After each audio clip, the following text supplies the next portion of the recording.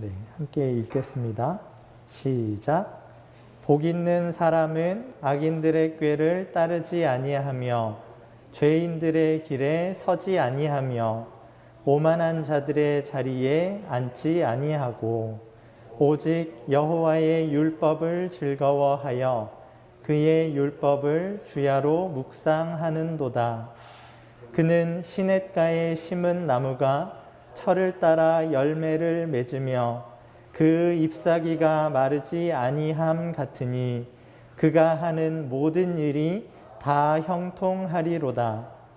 악인들은 그렇지 아니하며 오직 바람에 나는 겨와 같도다. 그러므로 악인들은 심판을 견디지 못하며 죄인들이 의인들의 모임에 들지 못하리로다. 무릇 의인들의 길은 여호와께서 인정하시나 악인들의 길은 망하리로다. 아멘. 네, 3일 동안 별일 없으셨죠? 네, 감사합니다. 이 3일이라는 시간이 되게 짧은 듯한데 사실은 되게 길거든요. 저희 장인어른 아프시다는 소식을 듣고 3일 만에 돌아가신 느낌이에요. 근데 우리는 지금 어떤 복을 받아서인지 오늘 또 주님께 나와서 예배를 드립니다. 저희 이제 오늘 설교 준비를 한참 하고 있는데 저의 신대원 동기 하나가 문득 연락이 왔어요.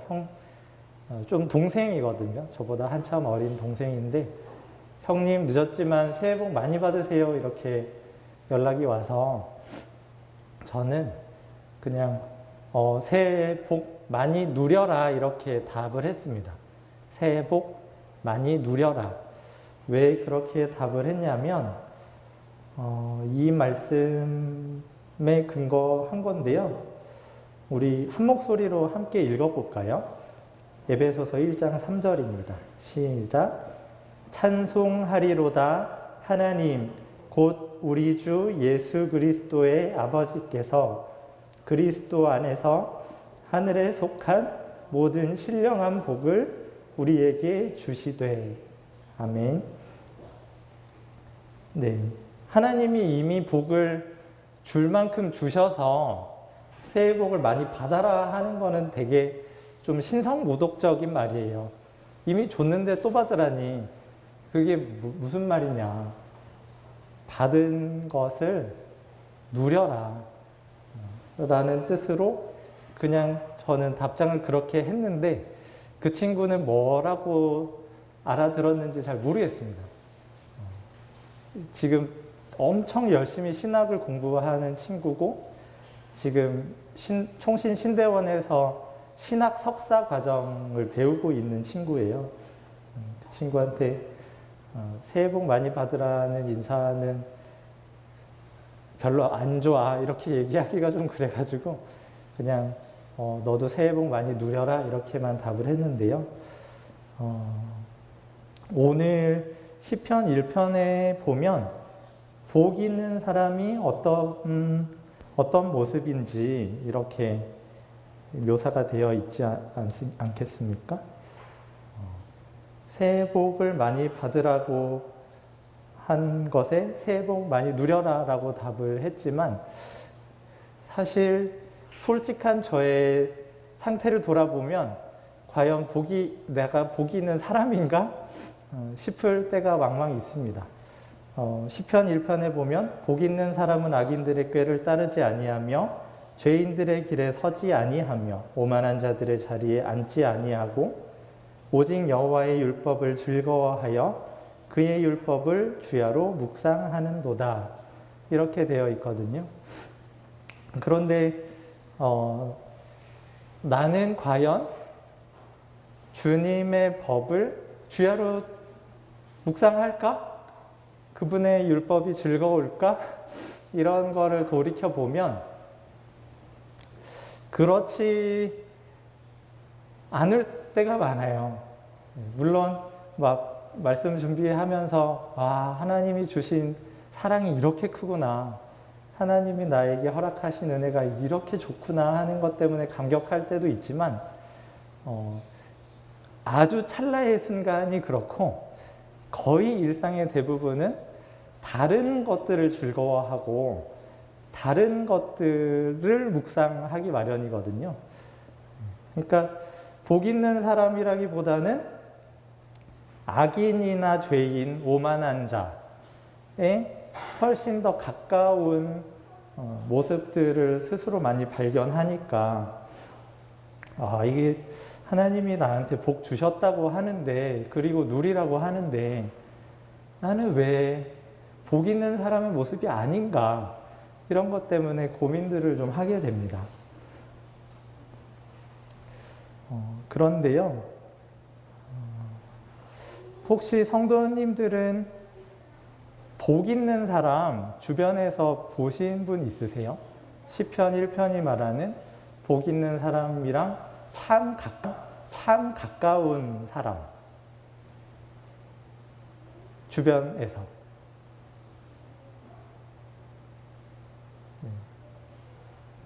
혹시 이렇게 이분, 복 있는 사람, 이분 하고 떠오르시는 분이 있으신가요?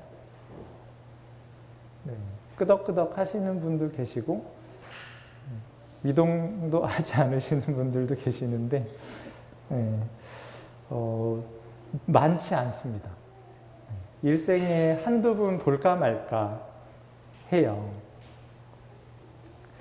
그럼 뭐지? 복 있는 사람은 과연 뭐고,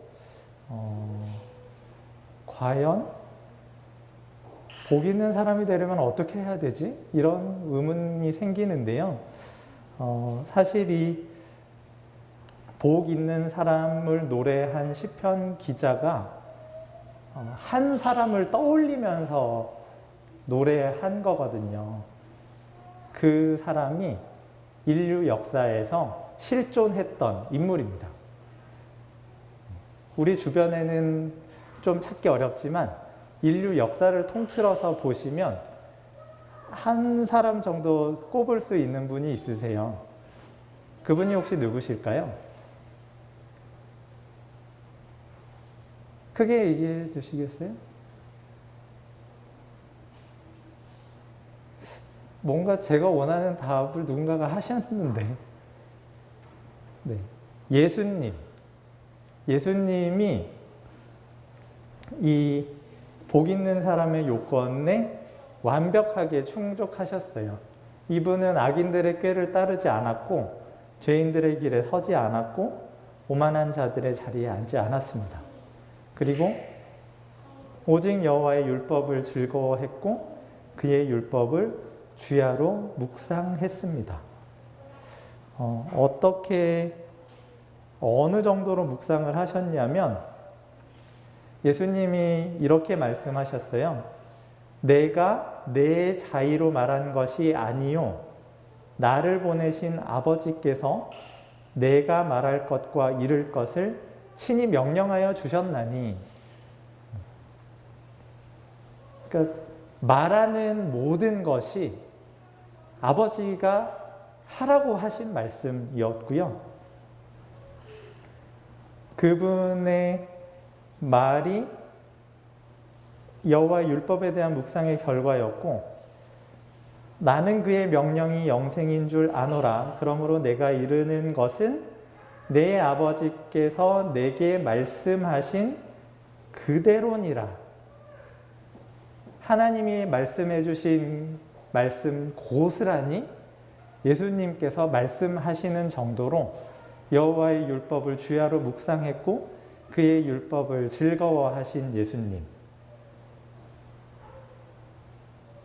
예수님께서 사마리아 여인이랑 대화를 나눌 때 제자들이 먹을 것을 사러 마을에 들어갔다가 와서 선생님 먹을 거 여기 있습니다 하고 드렸을 때 예수님이 대답하신 말씀이시거든요.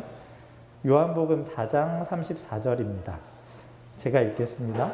예수께서 이르시되 나의 양식은 나를 보내신 이의 뜻을 행하며 그의 일을 온전히 이루는 이것이니라. 예수님의 양식은 하나님의 뜻을 온전히 이루는 것이라고 말씀하세요.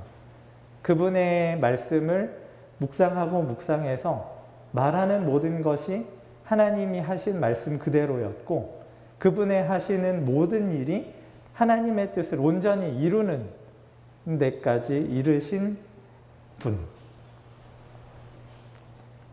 그래서 요한복음 8장 29절에 나를 보내신 이가 나와 함께 하시도다. 나는 항상 그가 기뻐하시는 일을 행함으로 나를 혼자 두지 아니하셨느니라. 항상 그가 기뻐하시는 일을 행하신 분. 그래서 혼자 두지 않으시는 분. 그러니까 우리 방금 읽은 시편 1편에서 복 있는 사람이다 라고 묘사한 것을 가장 잘 나타내신 분이 우리 주 예수 그리스도십니다.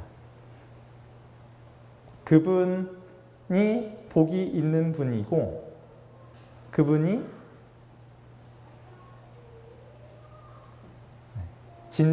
진짜 시냇가에 심은 나무, 그분이 진짜 열매를 많이 맺고 형통하시는 분, 그분이 진짜 하나님이 인정하시는 의인이신 거죠.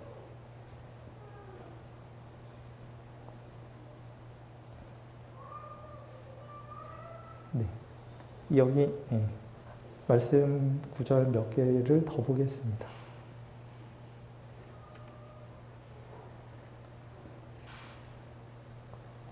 네. 이 복 있는 사람은 시냇가에 심은 나무가 많은 열매를 맺는 것처럼 예수님이 많은 열매를 맺으시는 분이세요. 요한복음 12장 24절인데요. 내가 진실로 진실로 너희에게 이르노니 한 알의 밀이 땅에 떨어져 죽지 아니하면 한 알 그대로 있고 죽으면 많은 열매를 맺느니라. 예수님께서 죽으셨고 많은 열매를 맺으셨습니다.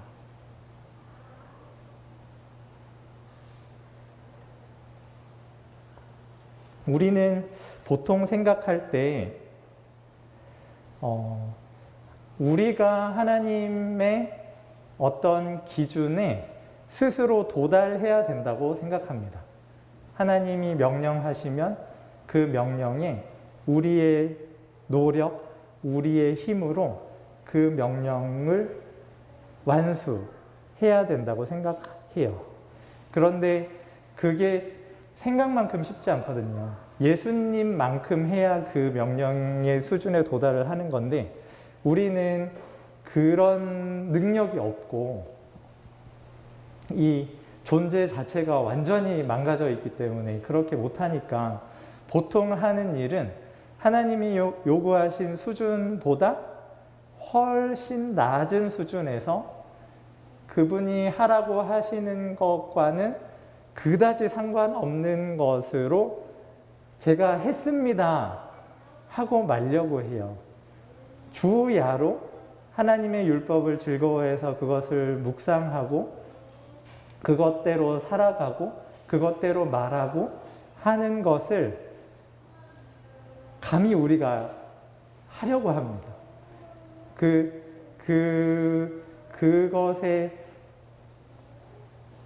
기준을 우리가 예수님처럼 사는 것에 두지 않고 1년에 성경 1, 2독 정도 하는 거, 매일 큐티 하는 거, 그런 정도로 이 정도면 내가 말씀 묵상 열심히 합니다. 나는 시냇가에 심은 나무고 그 시냇가에서 내가 생명과 기쁨과 소망 등등을 충분히 누립니다 라고 이야기하고 싶어 해요. 그런데 우리가 그런 복 있는 사람들이 아닙니다. 우리는 악인이고 죄인이고 오만한 자들이거든요. 복이 있으신 분은 인류 역사상 오직 한 분, 예수 그리스도세요. 그리고 그분이 하나님이 정하신 율법의 요구를 완벽하게 다 이루시는 유일하신 분입니다. 예수님께서 십자가 달려서 돌아가실 때 이 말씀을 하셨거든요. 우리 이 말씀은 함께 읽어볼까요? 요한복음 19장 30절인데요. 함께 읽겠습니다. 시작. 예수께서 신 포도주를 받으신 후에 이르시되 다 이루었다 하시고 머리를 숙이니 영혼이 떠나가시니라. 아멘. 예수님께서 다 이루었다. 다 이루었다고 말씀하셨습니다. 다 이루었다.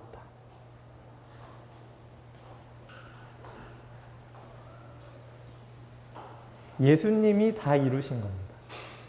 하나님이 우리가 한 주 이제 월화수 정도 하나님께서 우리에게 말씀하신 게 뭘까? 그리고 우리는 그분의 말씀을 어떻게 불순종했을까? 이런 것들을 같이 나눴었는데요.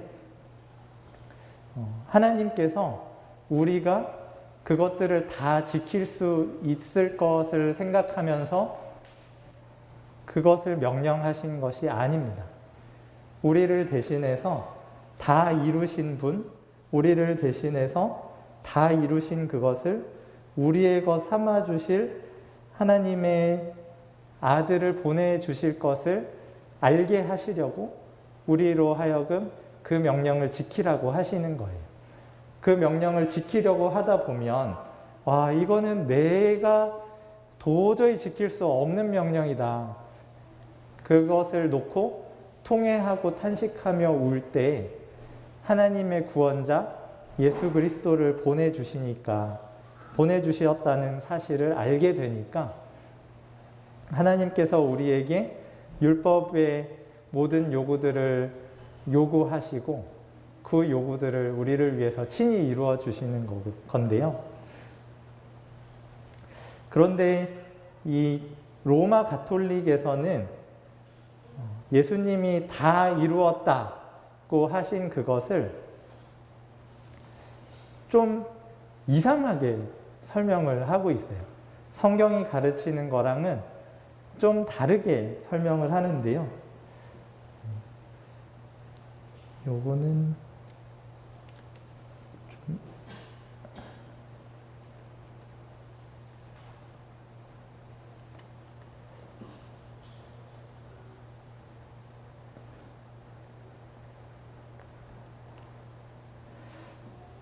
로마 가톨릭에서 보통 다 이루었다고 할 때는 예수님이 여기까지 해주셨다. 죄인을 위해서 십자가 피로 죄인을 의인이 될 수 있는 상태 정도로만 만들어주셨다. 이렇게 가르쳐요. 그리고 이 상태, 그러니까 죄인은 마이너스 100이라면 의인은 0. 죄인은 어떤 노력을 해서도 이 0의 상태에 도달할 수가 없는데 예수님이 행하신 모든 일로 다 이루어서 이 가망 없는 죄인이 0의 상태로 도달하게 되었다. 이렇게 가르치고요. 이제 너네가 예수님의 공로를 의지하여 거듭났으니 착하게 살아라.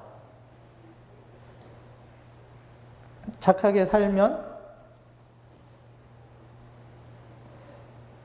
착하게 살아서 선행을 쌓고 또 쌓으면 플러스 100의 의인이 된다. 그리고 너가 쌓은 그 선행을 공로로 천국에 들어간다. 이렇게 가르쳐요. 그러니까 죄인에서 의인이 될 수 있는 상태로 간 사람은 다시 지옥에 가지는 않습니다. 예수님이 큰 은혜를 베푼 거기는 하세요. 이 큰 빚을 영으로 갚아주셨으니까. 그런데 영이 됐으면 이제는 너가 열심히 살아야 돼. 네가 하나님이 주신 은혜를 가지고 공로를 쌓고 또 쌓아야 돼. 그래야 너가 의인이 되고 그것으로 그 공로를 가지고 천국에 들어가는 거야. 이렇게 가르쳤고요. 그런데 사람이 그렇게 못 살거든요.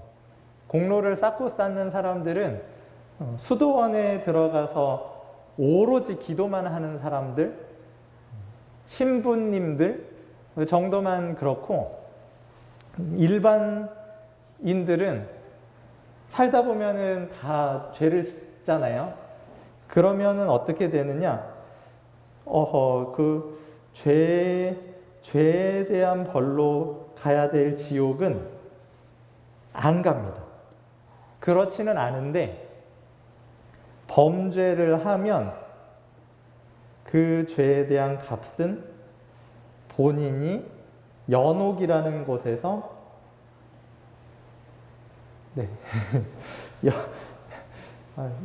생각지도 못했네요. 여기에서 갚아야 되는 거예요.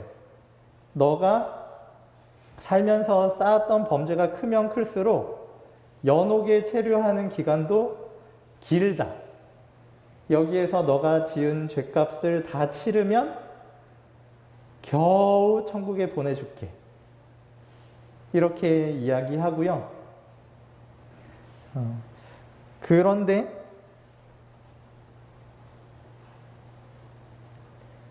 찬스, 교회가 이 공로를 많이 축적하고 있다고요. 예수님이 주신 공로, 성인들이 쌓은 공로, 무수히 많은 공로들을 교회가 축적하고 있고, 교회가 이것을 사면해주면 여기에 체류하는 기간이 짧아진다. 조금만 있다가 천국 갈 수 있다. 이렇게 가르쳤어요. 그래서 십자군 전쟁 같은 거를 일으키면서 십자군 전쟁 들어가면 이 많은 범죄에 대한 거 이 선행으로 쳐줘서 퉁 쳐줄 테니까 전쟁에 참여하세요. 전쟁에 참여하는 사람은 모두 천국 갑니다. 이런 식으로 사람들을 현혹했고, 헌금하세요. 헌금해가지고 그 헌금함에서 나는 쨍그랑 소리가 이 연옥의 사슬이 빠개지는 소리가 됩니다. 쨍그랑 하면은 당신의 부모님들, 형제, 자매들, 죽은 사람들 다 천국에 금방 갑니다. 이런 식으로 가르쳤습니다. 종교개혁자들은 여기에 대해서 아니다. 예수님께서 다 이루셨다고 했을 때, 다 이루신 이것은 우리를 여기 영의 자리에 놓아두시는 것이 아니라 마이너스 100인 죄인을 플러스 100의 의인으로 옮겨 놓으신 거다. 예수님이 행하신, 다 이루신 그것이 우리가 그때부터 열심히 공로를 쌓아서 의인이 되어야만 갈 수 있는 상태로 만들어주신 것이 아니라 한 게 아무것도 없는데도 의인으로 받아주시고 천국으로 데려가시는 거다. 이렇게 말을 한 거예요. 그래서 그들이 주장했던 구호가 오직 믿음으로. 로마 가톨릭은 이거 선행해야 된다. 선행 안 하면 범죄해서 지옥 비슷한 연옥으로 들어간다. 거기서 죄값 다시 다 갚아야 된다라고 가르쳤는데, 아니, 예수님이 이때 지은 죄든 다 용서하셨다. 그분이 다 이루셨고 우리로 하여금 완벽한 의를 얻게 하셔서 우리가 어떤 죄를 지어도 그분의 의로 우리가 천국에 간다. 이렇게 가르쳤습니다. 성도님들은 듣기에 어떠세요? 이 로마 가톨릭에서 가르치는 이러한 다 이루심, 마이너스 100에서 0으로 만들어주시는 다 이루심이 진짜인 것 같으세요? 아니면 마이너스 100에서 플러스 100으로 옮겨주시는 이것이 진짜인 것 같으세요? 하나님께서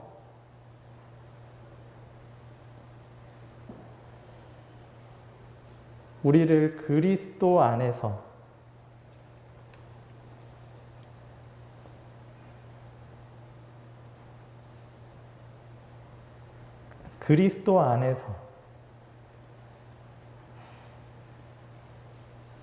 하늘에 속한 모든 신령한 복을 우리에게 주십니다. 그분이 주시는 복은 누가 뭐라고 해도 빼앗을 수 없는 복이고요. 그 복을 누린 사람들, 그 복을 내 것으로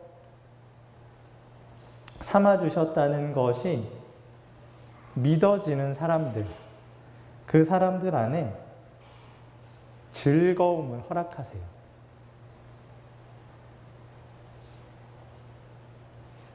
그리고 그 즐거움 때문에 하나님이 우리 또한 복 있는 사람이 되게 하시거든요.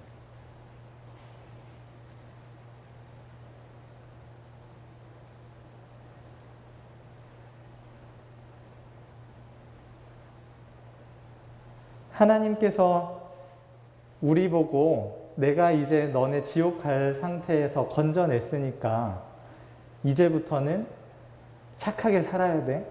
똑바로 살아야 돼. 안 그러면 다시 혼내줄 거야. 안 그러면 국물도 없을 줄 알아. 이런 식으로 우리를 다그치시는 분이 아니세요. 하나님께서 예수 그리스도 안에서 우리에게 필요한 모든 것을 이미 완벽하게 다 부어주셨고, 그 기쁨 때문에 우리가 하나님께 가까이 나아가게 되는 겁니다.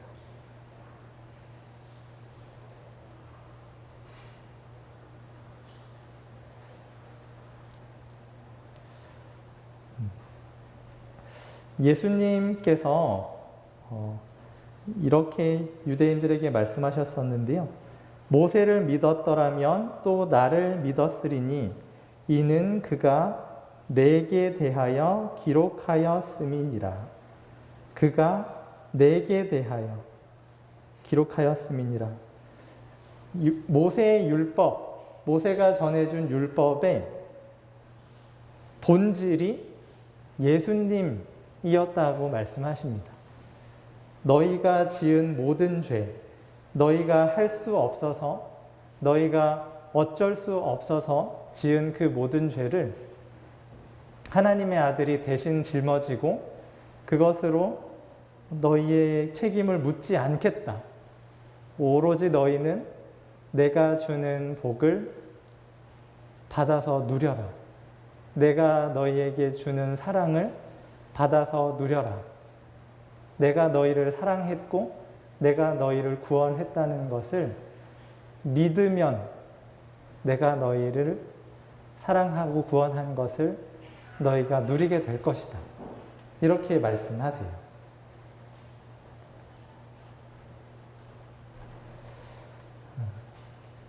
이, 이 표를 좀 다시 보면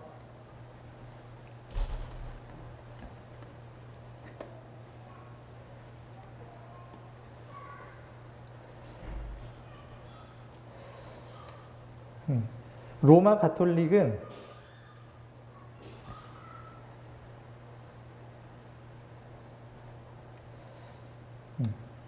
빚을 예수님이 다 탕감해 주셨기는 한 거잖아요. 그것만으로도 무척 감사한 거기는 한 거잖아요.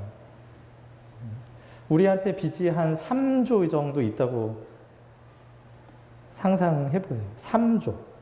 3조 갚을 수 있는 능력 있으신 분 있나요? 없죠.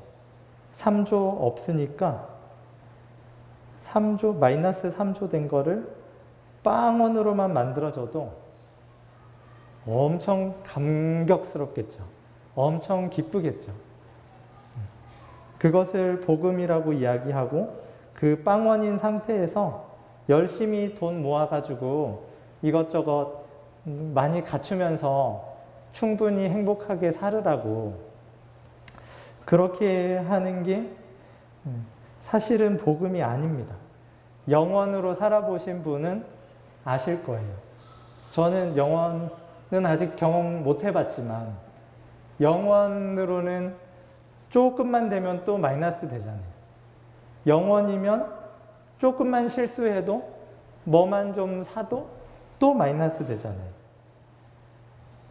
그런데 하나님께서 우리에게 주신 것은 이미 다 이루었다. 플러스 3조. 통장에 3조 있다고 상상해 보시면 3조면 이자만으로도 먹고 살 것 같은데요. 하나님께서 예수님을 통해서 다 이루신 것은 이런 겁니다. 뷔페 좋아하시나요? 식당. 예수님이 다 먹을 수 있게 이미 음식값을 다 내셨어요. 뷔페에 들어갈 수 있게 빚을 다 갚아주시고 뷔페에 들어가는 데 드는 음식값을 다 내주셨어요. 우리가 해야 되는 게 뭐냐면 들어가서 뷔페에 차려져 있는 음식들을 마음껏 먹는 겁니다. 이것도 먹고 저것도 먹고 이것도 맛보고 저것도 맛보고.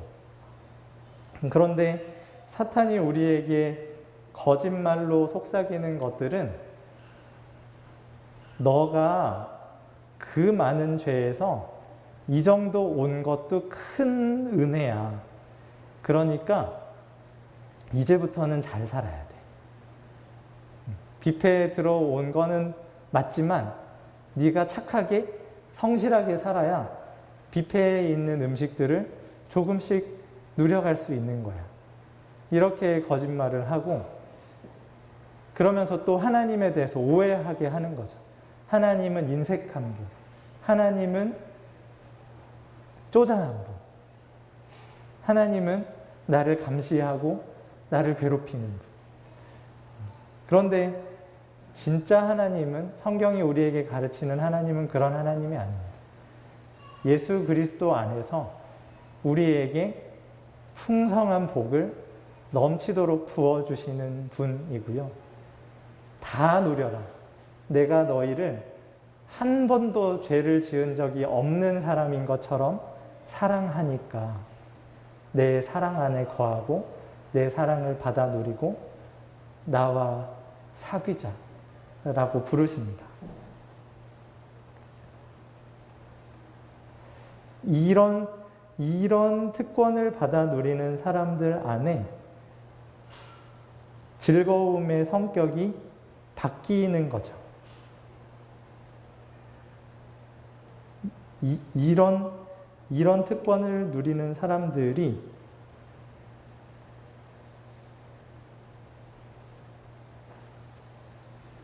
여호와의 율법을 즐거워하게 됩니다. 아까 읽은 말씀에서 모세가 나에 대해서 기록한 말씀이다라고 말씀을 하셨잖아요, 예수님이. 여호와의 율법을 보면서 예수님 떠올리는 겁니다. 내가 이토록 많은 죄를 범하면서 이토록 하나님 실망스럽게 하는 삶을 살아왔는데 하나님이 나를 용서하셨구나. 하나님이 나를 받아주셨구나 하는 것이 즐거움이 되니까 그분의 율법을 날마다 묵상하는 것이 기쁨이 되는 겁니다. 와, 하나님이 이렇게 명령하셨구나. 나는 이걸 못했는데 예수님이 이걸 다 해주셨구나.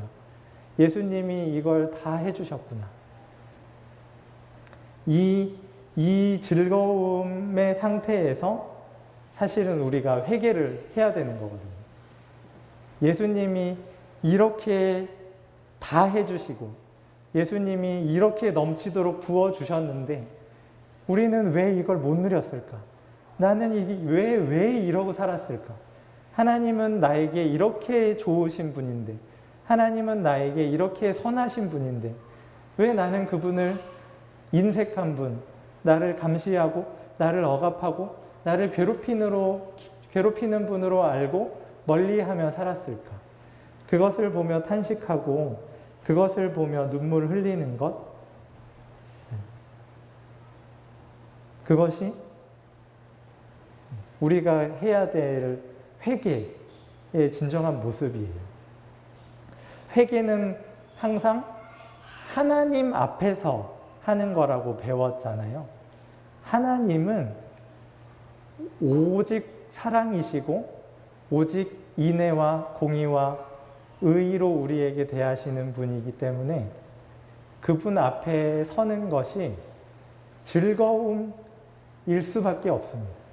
물론 그 즐거움과 비례해서 두려움도 있지만 즐거움이 없을 수 없어요. 그분이 나를 용서하신다는데, 그분이 나를 사랑하신다는데 어떻게 즐겁지 않을 수 있습니까?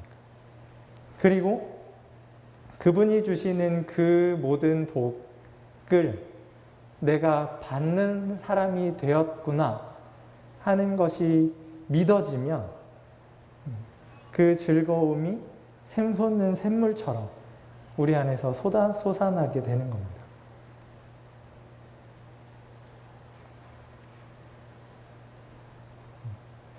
예수님께서 요한복음 4장 14절에 이렇게 말씀하셨습니다.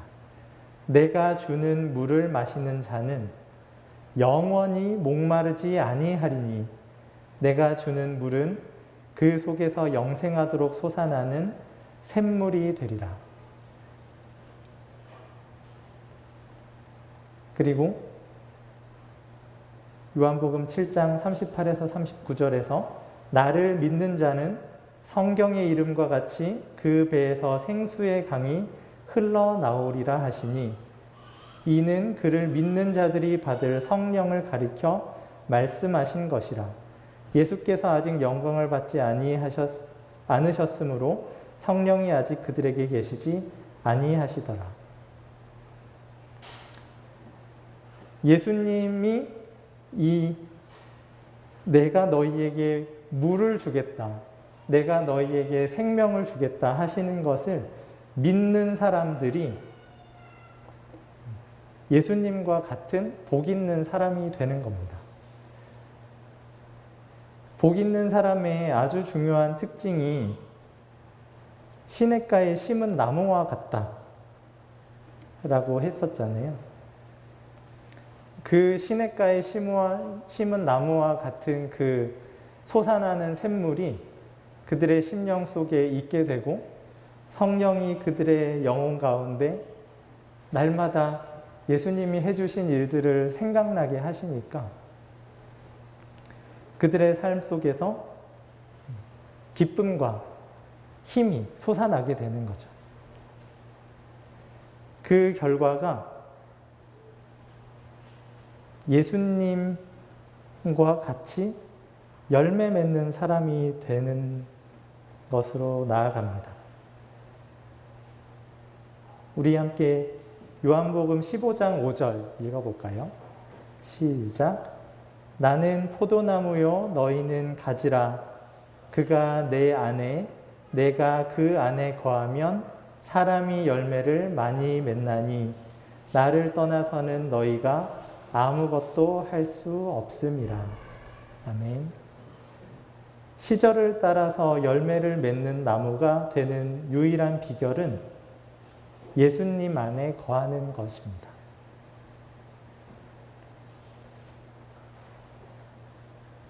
내 안에 거하면 열매를 많이 맺는다고 말씀하시잖아요.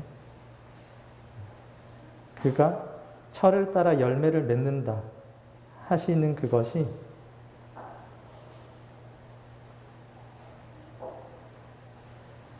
우리 스스로 열매를 맺으라고 하시는 게 아닙니다. 예수님이 복 있는 사람으로서 모든 의를 다 이루시고 그분이 열매를 맺으심으로 그분 안에 거하는 사람들이 열매를 함께 맺어가는 거죠. 그분의 열매가 되고 그분이 기뻐하시는 삶의 모습들을 살아낼 수 있게 되는 겁니다. 그런데 여기에서 제가 설명드리면서 아주 쉽게 넘어갔던 부분이 있어요. 그분 예수님이 우리에게 행하신 그 모든 것을 나를 위해서 행해 주신 것으로 믿는 것이 그게 진짜 어렵습니다. 이 교만한 인간이 예수님이 해주신 것을 받아 누릴 생각을 잘 안 합니다. 내가 선행을 쌓겠습니다. 내가 말씀 묵상을 한번 해보겠습니다.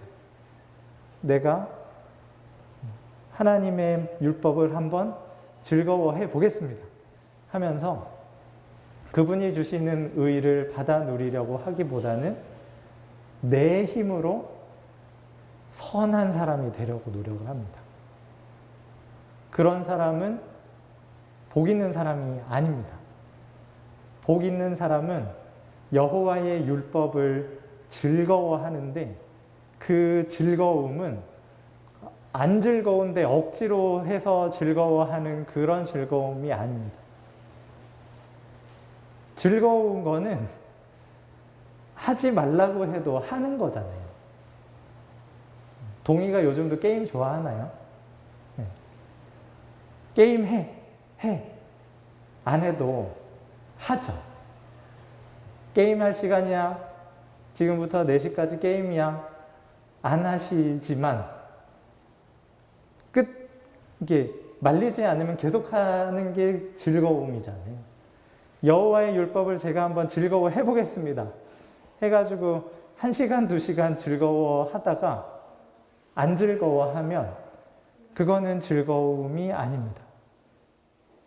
누가 말려서 이제 그만해. 몸 상하겠다. 그만 하면서 말려도 틈만 나면 기회만 되면 하고 싶은 게 진짜 즐거움이거든요. 그런 즐거움을 내 스스로 내 힘으로 만들어내지 못해요. 인간은.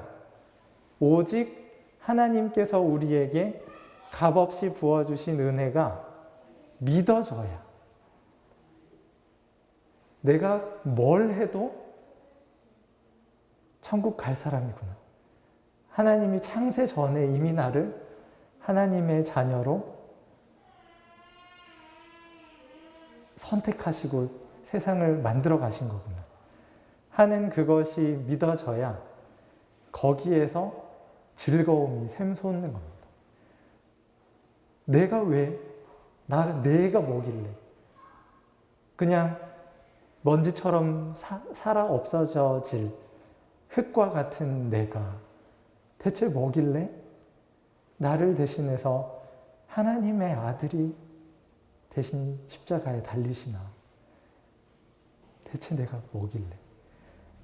하는 그 감격과 감사 때문에, 그 즐거움 때문에 그분의 말씀을 묵상하고 또 돌아보게 되고, 그러면서 악인들이 행했던 꾀들, 죄인들이 걸어갔던 길들, 오만한 자들이 앉았던 자리를 미워하고 싫어하게 되는 거죠.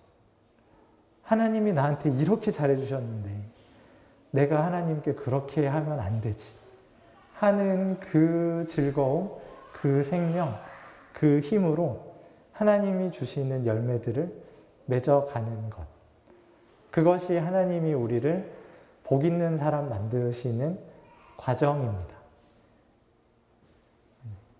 아주 하다 보니까 복잡하고 장황해졌는데 정리를 드리면 시편 1편이 말하는 복 있는 사람은 예수 그리스도시고요.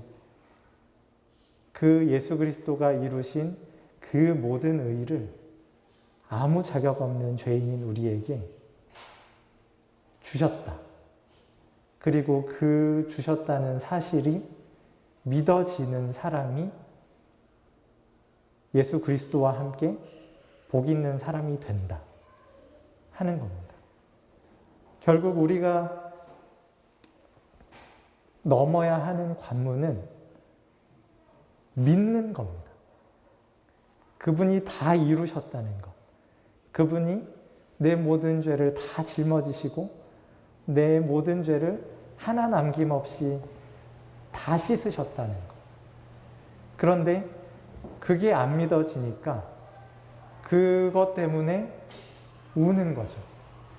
하나님, 제가 하나님이 이렇게 사랑하신다는 사람이라는 이 기쁜 소식을 들었는데도 저의 즐거움이 여호와의 율법이 아닙니다. 저는 여전히 제가 좋고 제가 높아지고 제가 드러나는 것을 원합니다. 하나님, 저는 왜 이 모양인지 모르겠습니다 하며 그 사랑의 아버지 앞에 울고 마음을 찢을 때 하나님이 또 밝히 보여주실 겁니다. 예수님의 십자가를 보여주시면서 다 이루었다. 너가 해야 하는 모든 의무를 다 이루었으니 내가 주는 복을 누려라. 그렇게 할 때 우리에게 바뀌어지는 우리의 즐거움으로 우리가 또다시 하나님 앞에 서는 겁니다. 하나님, 제가 하나님의 은혜를 받은 자로서 이런 복을 누리면서 사는 줄 알았는데 저는 여전히 하나님 앞에 감히 설 수 없는 죄인입니다. 이렇게 큰 사랑을 주셨는데도 저는 여전히 이 모양입니다 하면서 엎드리는 그 때에 하나님이 또 다시 알려주실 겁니다. 다 이루었다. 내가 너의 모든 죄를 다 씻었고 내가 너를 나의 자녀로 삼았으니 너는 나에게로 돌아오라고. 이 놀라운 축복이 우리의 삶에 날마다 넘쳐나기를 소망합니다. 하나님이 다 이루어 주신 그 복을 우리가 받아 누리면서 그 즐거움으로 주님께 기쁨으로 나아갈 수 있는 모두가 되었으면 좋겠습니다. 제가 기도하겠습니다. 하나님 아버지, 감사합니다. 복을 받아 누릴 자격이 없는 악인들, 죄인들, 오만한 자들의 자리에 함께 있었던, 그래서 심판을 견딜 수 없고 무의미하게 사라져 버려야 마땅한 우리를 하나님께서 어떻게 사랑하셨고 어떻게 복을 주셨는지 우리가 날마다 더 알아가기를 소망합니다. 홀로 복 있는 사람이신 예수님이 다 이루어 주신 그 모든 복을 우리의 것이라 해주시는 것이 얼마나 충격적인 소식이고 얼마나 기쁜 소식인지 우리가 믿음으로 붙잡게 하여 주시고 그 믿음 가운데 샘솟는 즐거움으로 주님을 닮아가며 주님을 찬양하며 주님을 나타내는 저희들 다 되기를 소원합니다. 성령께서 우리에게 찾아와 주셔서 우리의 눈을 밝혀주시고 오직 주님이 다 이루셨습니다 고백하며 주님을 사랑할 수 있는 저희들 되게 하여 주옵소서. 감사드리며 예수님의 이름으로 기도합니다. 아멘.